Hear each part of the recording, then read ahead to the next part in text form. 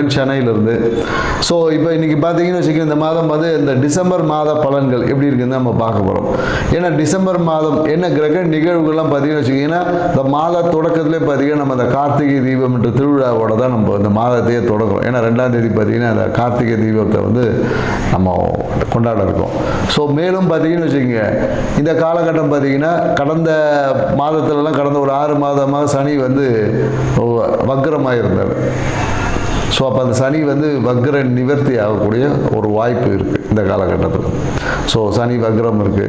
Plus என்னென்னாக்கா குரு பகவான் வந்து கடகத்துலேருந்து மிதுன ராசிக்கு வரப்போகிறார்.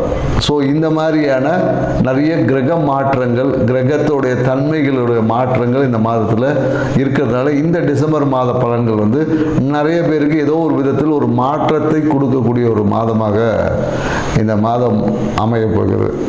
ஸோ அதுதான் வந்து என்னென்னாக்கா அதுதான் இந்த மாதத்துடைய ஒரு நிறைய சிறப்பு அம்சங்கள். அதுக்கப்புறம் பார்த்திங்கன்னா மார்கழி மாதம் பார்த்திங்கன்னா நிறைய விரதங்கள்லாம் இருப்பாங்க. குறிப்பாக என்னென்னாக்கா மார்கழி மாதம் யாரெல்லாம் விரதம் இருக்கணும், ஏன்னா முன்னாடி பார்த்திங்கன்னு வச்சுக்கோங்க மார்கழி மாதத்தில் நிறைய பேர் இந்த பூசணி பூ வச்சுருப்பாங்க. ஏன்னா திருமணம் ஆகாத பெண்கள் வந்து விடிய காலையில் அந்த பூசணி பூவை வந்து வாசலில் வச்சு கோலம் போடுவாங்க. அப்போ அந்த திருமணம் வந்து அந்த நிகழ்வு என்பது நடக்கும். ஸோ அதுவே ஒரு பரிகாரமாக இருந்தது. ஏன்னா மார்கழி மாதம் என்னன்னாக்கா ஆண்டாள் வந்து அந்த திருப்பாவையை பாடி பெருமாளுடைய அருளை பெறதுக்கு திருப்பாவை பாடுவாங்க. அப்போ என்னன்னாக்கா தன் கணவரை அடைவதற்காக அந்த ஒரு நிகழ்வை வந்து செஞ்சு. அப்போ என்னன்னாக்கா இந்த டிசம்பர் மாதத்தில் நாம் அந்த மார்கழியில் இந்த நிகழ்வை நாம் செய்யும் போது முன்னாடி நிறைய இப்போ பூசணிக்காயை காணோம், பூசணி பூவையும் காணோம். அந்த பூசணி பூவை வைத்து நீங்கள் வந்து அந்த காலையில் பிரம்ம முகூர்த்தத்தில் ஒரு கோலம் போட்டு, ஏன்னா நிறைய பேர் என்னென்னாக்கா கோலத்தை நைட்டே போட்டு வச்சுருவாங்க. ஸோ அதுக்கு அதாவது எந்த காலத்தில் எதை செய்ய வேண்டுமோ அந்த காலம் என்பது ரொம்ப முக்கியமானது. இப்போ நம்ம என்னக்கா நைட்டு விடிய காலையில் எழுந்திரி சோம்பேறித்தனம் போட்டு நைட்டு தூங்கும் போதே கோலத்தை போடுறோம். அது வந்து பலன் தராது. ஏன்னா காலையில் பிரம்ம முகூர்த்தத்தில் பார்த்தீங்கன்னா நம்மளுடைய அந்த ஓசோன் மண்டலம் வந்து ரொம்ப நம்ம பூமிக்கு நியரில் இருக்கும். அப்போ வந்து நமக்கு கிடைக்கக்கூடிய காற்று வந்து நமக்கு வந்து ஆக்சிஜனை வந்து தரமான பிராணகினை நம்ம சுவாசிக்கும் போது ஆக்சிஜன் O2 போயிட்டு உள்ள O3 மாறும். புரியுதுங்களா? இந்த ஒரு நிகழ்வு நடக்கும். அப்போ இந்த O3 வந்து அதிகமாக அந்த காலகட்டத்தில் நமக்கு கிடைக்கும் அப்படின்ற ஒரு அறிவியல் தன்மையும் இதில் இருக்குது. அதனால தான் மார்கழி மாதம் நிறைய சிறப்புகளோடு. அப்போ திருமணம் தள்ளி போகக்கூடிய நிறைய பெண்கள் இந்த காலகட்டத்தில் நீங்கள் அந்த பூசணி பூவை வச்சு அந்த சாணி மேலே பூசணி பூ வச்சு கோலம் போட்டு நீங்கள் வரும்போது உங்கள் வாழ்க்கையில் அந்த திருமணத்திற்கான அந்த ஒரு தன்மை வந்து உங்ககிட்ட மேலோங்கும். அப்போது நீங்கள் எதிர்பார்த்த அந்த ஒரு வரன், கணவன், வாழ்க்கை துணை என்பது சிறப்பான ஒரு வாழ்க்கை துணை அமையும் என்பதில் இதுக்குள்ள ஒரு ஆன்மீகம் இருக்கு, அறிவியல் சார்ந்த தன்மைகளும் இருக்கு என்ற நுட்பத்தை புரிந்து, ஏன்னா எந்தெந்த காலகட்டத்தில் ஒரு விஷயத்தை செய்ய சொல்லியிருக்கோம் அந்த காலகட்டத்தில் நாம் செய்வது தான் சிறப்பான தன்மை. ஏன்னா இன்னைக்கு நாம அட்வான்ஸ் வேர்ல்டு இருக்கும். ஏன்னா இப்போ இருக்கிறதே வந்து பார்த்திங்கன்னா ஒரு என்ன சொல்வது, ஒரு கார்ப்பரேட் வேர்ல்டு, ஒரு சிஸ்டமேட்டிக் வேர்ல்டு. எல்லாமே நம்ம வந்து இயற்கையை விட்டு செயற்கையான தன்மைக்குள்ளே தான் ஆய்வுகள் நிறைய போயிட்டுருக்கு. அப்போ இயற்கை தன்மையில் இருக்கக்கூடிய ரகசியங்களை உணர்ந்தால் மட்டும்தான் நம்மளால் அந்த இறைத்தன்மையோட ஆன்மீகத்தில் சிறப்பாக பயணிக்க முடியும் என்ற தகவலோட இந்த டிசம்பர் மாதம் கிரக நகர்வுக்கு ஏற்ற மாதிரி, கிரக தன்மைக்கு ஏற்ற மாதிரி ஒவ்வொருத்தருக்கு எப்படி பலன் இருக்குன்றத டீட்டெயிலாக பார்க்கலாம். வாங்க வீடியோ கொடுக்கலாம். மகர ராசி அன்பர்களுக்கு பார்த்தீங்கன்னா இந்த ராசி அதிபதியான சனி பகவான் பார்த்தீங்கன்னா கடந்த ஒரு 6 மாதமாக வக்கரம் அடைஞ்சு பல்வேறு தொல்லைகளை கொடுத்துருப்பார். ஸோ இப்போ பார்த்தீங்கன்னா இந்த வக்கர நிவர்த்தி அடைந்து உங்கள் வாழ்வில் அற்புதமான பலன்களை கொடுக்க போகிறார் அப்படின்றதான் விஷயம். ஏன்னா இந்த காலகட்டத்தில் நிறைய பேருக்கு இந்த சொந்தமாக ஒரு வீடு வாங்கணுன்ற முயற்சிகள் எடுப்பாங்க. இல்லை புதிய வாகனம் வாங்கணும், இந்த மாதிரியான நமக்குன்னு ஒரு வண்டி வாங்கணும்ப்பா, அதுவும் 4 வீலர் வாங்கணும், பைக் இருக்கிறவங்க கார் வாங்கணும், சைக்கிள் இருக்கிறோம் வண்டி வாங்கணும், இந்த மாதிரியான எண்ணங்கள் எல்லாமே நிறைய பேருக்கு உதிக்கும். ஸோ அதுக்கான முயற்சிகளை ஈடுபடுவாங்க. இல்லை நிறைய பேர் எனக்கு வீட்டிலேயே வந்து தொழில் அமைப்புகளை வச்சுக்கிட்டு வீட்டிலேயே இருந்து தொழில் செய்யலாம்ன்ற ஒரு அமைப்புகள் எல்லாமே இந்த காலகட்டத்தில் உருவாகும். பொதுவாக என்னென்னாக்கா நண்பர்களோட இந்த காலத்தில் வெளியே போகக்கூடியவங்க வந்து ரொம்ப கவனமாக இருக்கணும்.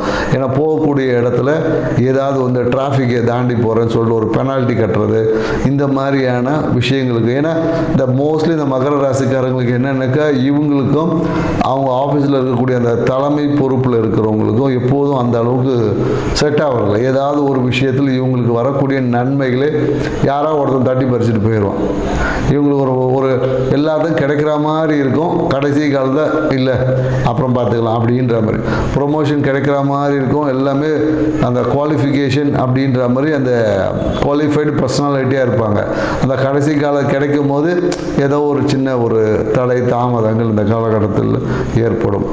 அதே போல் நிறைய பேருக்கு இந்த காலகட்டத்தில் திடீர் அதிர்ஷ்டம் மாதிரி திடீர் ப்ரொமோஷன் நிறைய பேருக்கு கிடைக்கும். ஏன்னா நம்மக்கிட்ட எது பிரச்சனையாக இருக்கோ அந்த பிரச்சனையே சரி செய்தால் தான் அதிர்ஷ்டமே.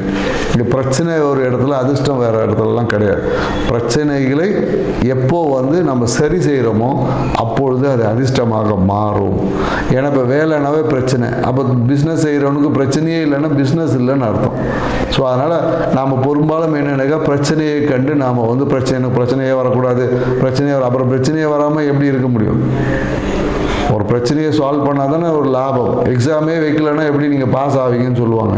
அப்போ பரீட்சை என்பது வைப்பதற்கு என்னென்னாக்கா உங்களோட அடுத்த படிநிலைக்கு பயணிக்கிறதுக்கான ஒரு தேர்வு தான் பரீட்சை. புரியுதுங்களா? அதை நீங்கள் பாஸ் ஆகணும், அதை கடந்து போகணும். நம்ம கடக்க முடியாமல் இருக்கிறதுக்கு தான் இங்கே வந்து பிரச்சனைகளை அனுபவிச்சுட்டு எனக்கு அது வந்துச்சு இது வந்துச்சு சொல்லுவோம். ஸோ பிரச்சனைகள் என்பது உங்களை அடுத்த ஒரு நிலைக்கு பயணிக்கிறதுக்கு தள்ளக்கூடிய ஒரு ஈவெண்ட்டு நினச்சிட்டு ஸோ அந்த பிரச்சனைகளை சமாளிக்கக்கூடிய ஆற்றலை தான் நம்மளோட இறைத்தன்மை கிட்டேருந்து நம்ம அதுக்கு தான் நம்ம சாமி கும்பிட்றோம். ஆன்மீகம் நமக்கு தேவை, குலதெய்வ வழிபாடு, இஷ்டதெய்வ வழிபாடு, குரு உபதேசம் எல்லாரும் நமக்கு பெறதுக்கு எதுக்குன்னா நம்மளோட பிரச்சனைக்கே பிரச்சனை கொடுக்கறது, இல்லை பிரச்சனையை சமாளிப்பு ஜெயிக்கிறதுக்கு தான். ஸோ இந்த உணர்வை வந்து மகர ராசிக்காரர்கள் எப்போதும் வச்சு, ஏன்னா இவங்க ஒரு சின்ன ஒரு பிரச்சனை வந்தாவே உடனே பேட்டரி டவுன் ஆகிடும், செல்ஃப் கான்ஃபிடன்ட் டோட்டல் அவுட். ஒரு சின்ன பிரச்சனையை உங்களால் சமாளிக்க முடியாமல் அந்த பிரச்சனையை பெரும் பிரச்சனையை ஆக்கிடுவான். அதுதான் இவங்களுக்கு இருக்கக்கூடிய ஒரு மைனஸ் பாயிண்ட். என்னென்னாக்கா சின்ன பிரச்சனை இவங்கள நோண்டி பெருசாக்கிடுவாங்க, இல்லை மனதளவில் தன்னம்பிக்கை குறைஞ்சிரும். ஸோ இந்த மாதிரி அப்புறமா எல்லாம் முடிஞ்சு போனதுக்கப்புறம் தன்னம்பிக்கை வந்தால் என்ன, வரலன்னா என்ன, சரிங்களா? அந்த நேரத்தில் நம்ம எடுக்கக்கூடிய முடிவுகள் தான் நிறைய விஷயங்களுக்கு காரணமாக இருக்குது. இந்த காலகட்டத்தில் மகர ராசிக்காரன் குறிப்பாக என்னென்னாக்கா வாகனத்தில் பயணிக்கும் போது ரொம்ப கவனமாக இருக்கணும். இந்த மாதம் வந்து ரொம்ப எச்சரிக்கையுடன் பயணிக்கணும்.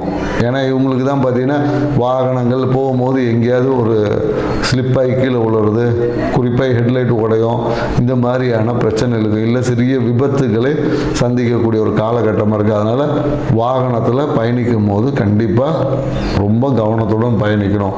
ஏன்னா இந்த காலகட்டத்தில் பார்த்தீங்கன்னா நிறைய பேர் பார்த்தீங்கன்னா வீட்டில் பார்த்தீங்கன்னா அந்த பாத்ரூமில் வந்து விரிசல் விடும், இல்லை பாத்ரூமில் இருக்க பொருட்கள் ஏதாவது உடையும். பாத்ரூமில் கண்ணாடி வச்சுருந்தாங்கன்னா அது போய் டம்முன்னு உடையும், கை தட்டி விடுது, நிறைய பக்கெட் உடையிறது, இந்த மாதிரி எல்லா விஷயமும் பாத்ரூம்லேயே பார்த்தீங்கன்னா சில பேருக்கு செவுறு இடிஞ்சு விழுறது, பார்த்தீங்கன்னா தண்ணி ஓதை வந்து டம்முன்னு விழும் செவுறு. ஸோ இந்த மாதிரியான விஷயம் விழுறது எல்லாமே பார்த்தீங்கன்னா மகர ராசிக்காரங்க வீட்டில் தான் அதிகமாக இருக்கும். அந்த தண்ணி ஓதம் வந்து பாத்ரூமே இடிஞ்சு விழுறது, இல்லை பாத்ரூமில் விரிசல் விடுவது, இந்த மாதிரியான விஷயங்கள் எல்லாமே இருக்கும். ஸோ அதனால் என்னென்னாக்கா மகர ராசிக்காரங்களுக்கு குறிப்பாக இந்த காலத்தில் என்னென்னாக்கா பாத்ரூமில் லைட்டு ஃபீஸ் போகாமல் இருக்காது. ஆனால் நீங்கள் மகர ராசிக்காரங்களான்னா கண்டிப்பாக பாத்ரூமில் ஃபீஸாவது போகும். ஸோ இந்த மாதிரி நிகழ்வுகள் எல்லாமே மகர ராசிக்காரங்களுக்கு இருக்குது. ஸோ பிரச்சனைகளை எதிர்கொள்ளக்கூடிய ஆற்றலை வளர்த்துக்கு, ஏன்னா உங்கள் ராசி அதிபதியான சனி பகவான் பார்த்தீங்கன்னா 3ஆம் இடம் விஜய வீரிய ஸ்தானத்தில் உங்களை அப்படியே ஒரு ரெஃப்ரெஷ்மெண்ட் பண்ணி வச்சுருப்பார்.